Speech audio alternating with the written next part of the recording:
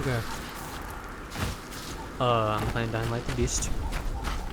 The reason the colors are different with the marker, it's either A, because I'm on 1 life mode, or B, because I'm playing Sword Land. Either way.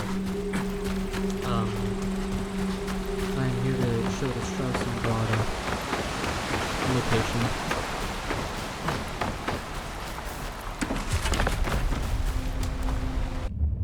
I'm here to show where the Strauss&Broda machete is, which is like a different version of the correct machete. Since I don't think of it, I think if someone correct doesn't work there anymore, so the correct machete is gone.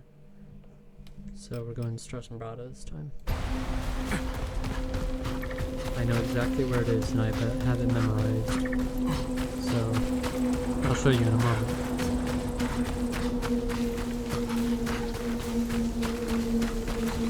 So in this version with Swordland, you have to keep an eye on hunger, so you don't starve to death. And each area has a threat level. Place. The threat levels are like how many infected are there. It doesn't give you a specified number, but as you kill infected, that threat level will go down. And apparently, as you go through the missions, and I guess restore the land, more people start moving back into houses and all that.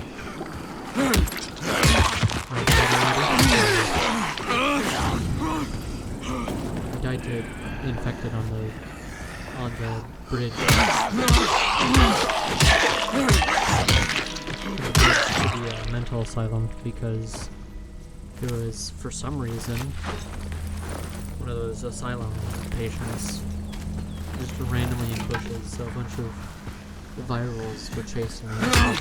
Virals, and I was trapped on the suspension of the bridge because the virals, the basic infected, were just standing at the edge, so I couldn't exactly do anything. So I ended up dying.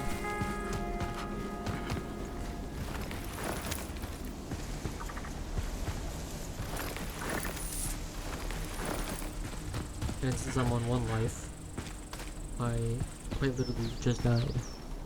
So I had to restart. I need to find another way in. And I'm doing 1 life thing too. Let me just skip this for you.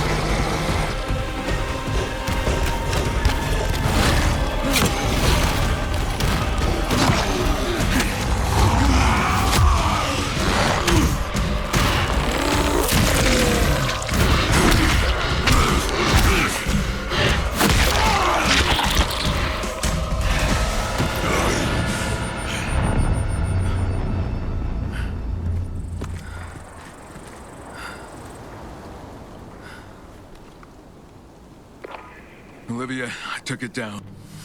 By the way, if you're wondering, what does make what makes restored land different from original the beast? Restored land, first of all, that threat bar right there. Knowing how to craft tools and weapons is just as important as kill knowing how to infected, fight. There are useful the pieces and threat parts level everywhere. of each area will lower. Master the art of crafting. As the threat level lowers, oh yeah, sorry, that's beside the point. I'm pretty sure I already stated that. Anyway, enemies don't respawn, loot doesn't respawn, all that kind of stuff. And the choices you make have an effect on the world around you. And you'll master the art of survival. Yeah, I know this part.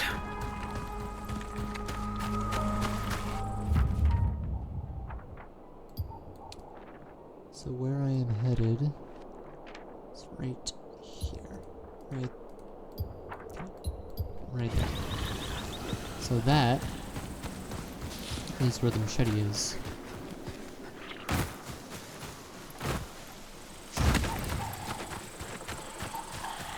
I'm just gonna beeline to it. Actually, first I'm gonna save this guy out here. Another thing is, you don't have infinite space. So, for example, Strauss. You can't carry how many of the base maximum is, if there is a maximum. You can't carry that. You can only carry 100 at the start. Then you have to get 4,000 for an upgrade, which will let you carry more. Start to be running. Still going.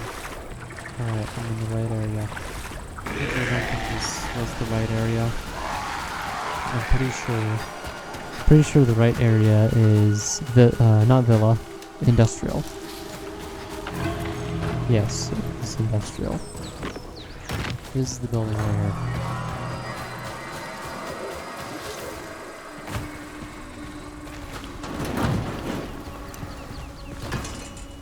It's really easy to get to. As you can see, you don't have to complete life after life to do this. You can literally just sprint here.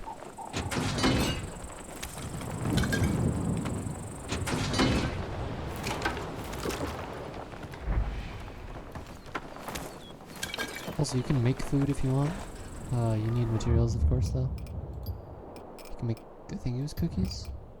Crafted energy bars. You need lavender. You need lavender and chamomile.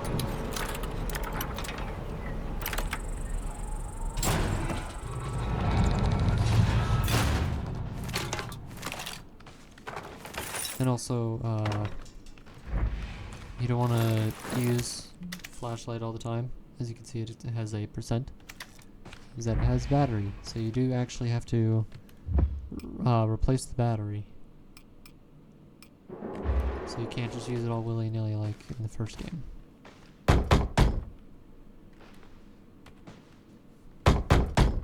Not exactly sure how many times you have to hit it. Maybe 40, maybe more, not sure. But I feel like I'm getting close, so just gonna let you watch this. And then I'll use it after I get it. So you can experience the Strauss&Broda. I think that's what it's called. Not 100% sure.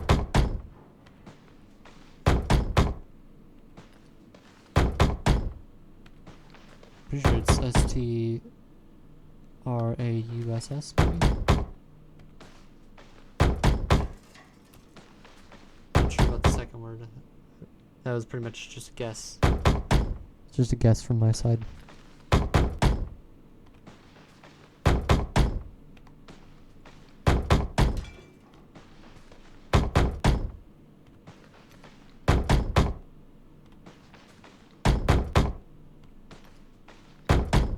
Does take a bit to open this.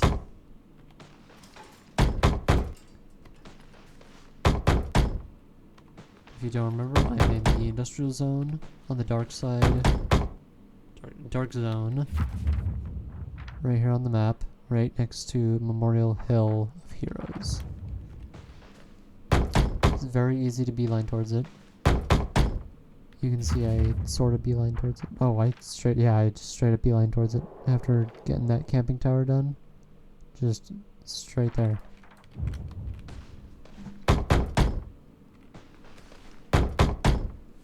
But yeah. And is taking a bit. I think you have to hit it like 40 times, maybe? Not sure. If only the one you get from this container route was reparable, or repairable, or whatever the opposite of irreparable is. As Strauss&Broda.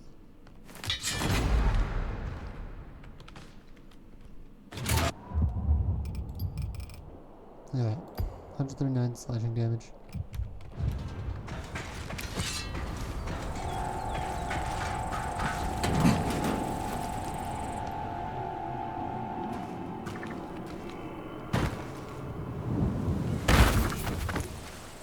Listen to this.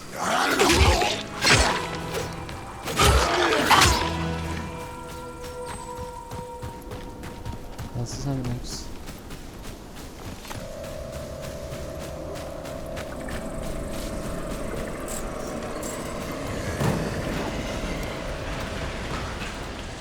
What's this?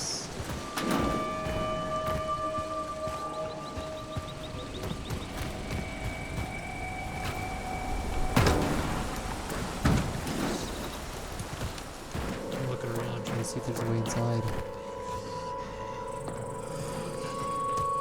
In which I don't have to fight infected. Gate over there. Doesn't look like I have to use a lockpick to get through. Because those are usually locked on the other side. Mayday! Mayday! We're under attack at the town hall! Something is trying to get in and we can't! Oh, well... Olivia, you hear that? Jesus Christ. The town hall. It's in the city center. Sounds like there are survivors there. I just hope I can get there in time. Good luck. That's what I was saying. Really close close so you can see the true power of this weapon. It's just like how the Cork Machete in Pitch Dying Light is really good to get because it's really powerful in the game. So the very high threat doesn't really mean anything, it just means that there's a lot of infected. And, something I'd say is... To survive out in the open, you need to take advantage of the terrain. I know. Most biters can't climb, so getting up high can be a good strategy. Stay to the rooftops and move through tight spaces to keep them from following you. Anyway, as for what I was saying, if you're gonna kill infected, then make sure to loot all the bodies. Because, like I said, they don't respawn. Infected don't respawn. Loot does not respawn. It's all fun. So if you don't loot everything when you have the chance, then you're not gonna get a second chance to do so. Like loot sometimes respawns. I think bags like that do, because I looted a bag. Later I came back, and that bag had leather inside. So maybe bags respawn some loot. I'm not 100% sure.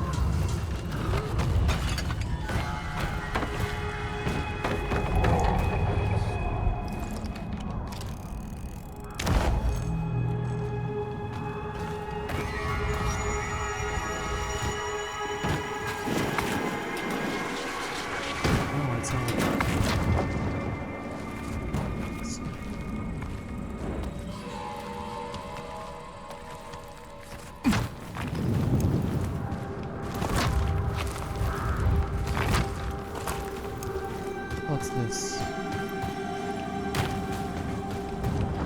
We're supposed to get in through the bottom. This is a perfectly viable way to get inside. It's actually a very efficient way to get inside. Anyway, we're gonna skip this. I'll do that later. I need to get to the town hall.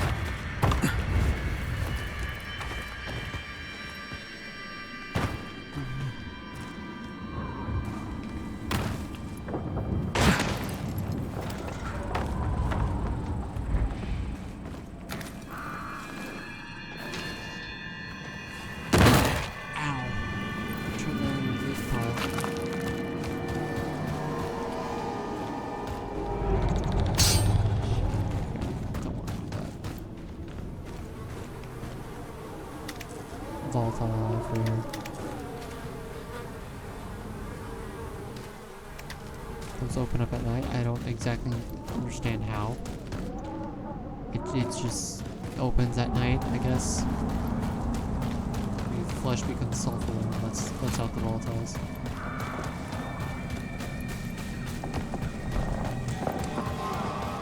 Like, since I can get UV bars by doing some stuff, I'm not opposed to trying to do one during the day. That's how I do Dark Souls 9 too.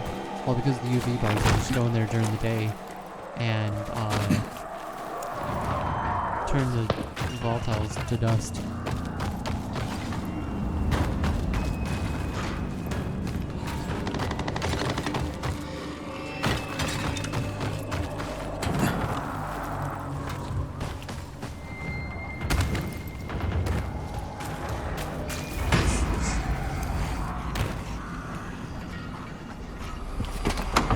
What the hell happened?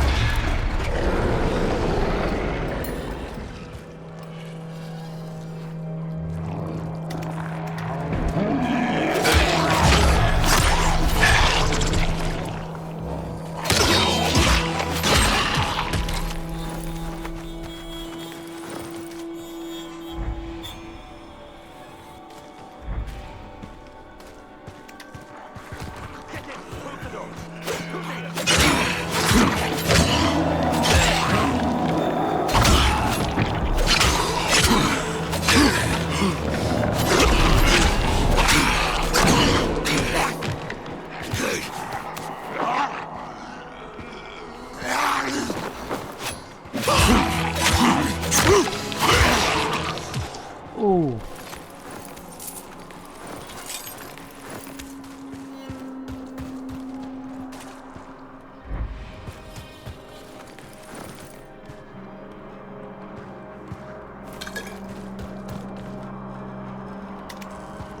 Who's the last infected? Which is if I kill this guy. The big guy will come down. Oh, that's not the last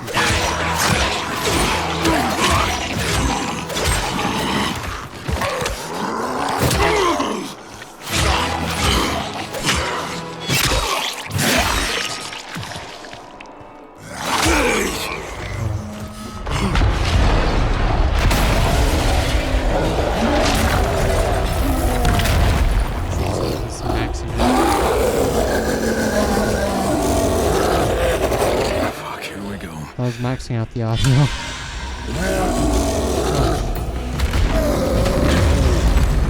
Okay, well that's on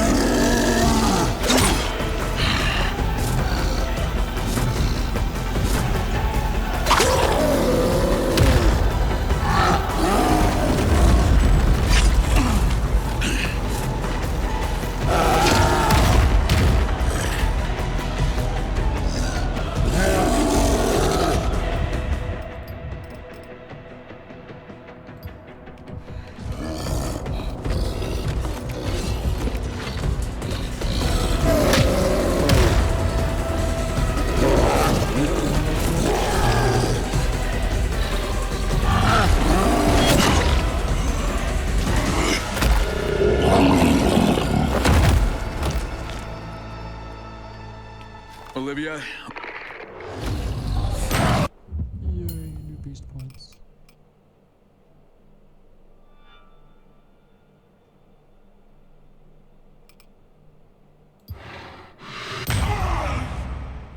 Heavy lift is one of the craziest beast powers in my opinion.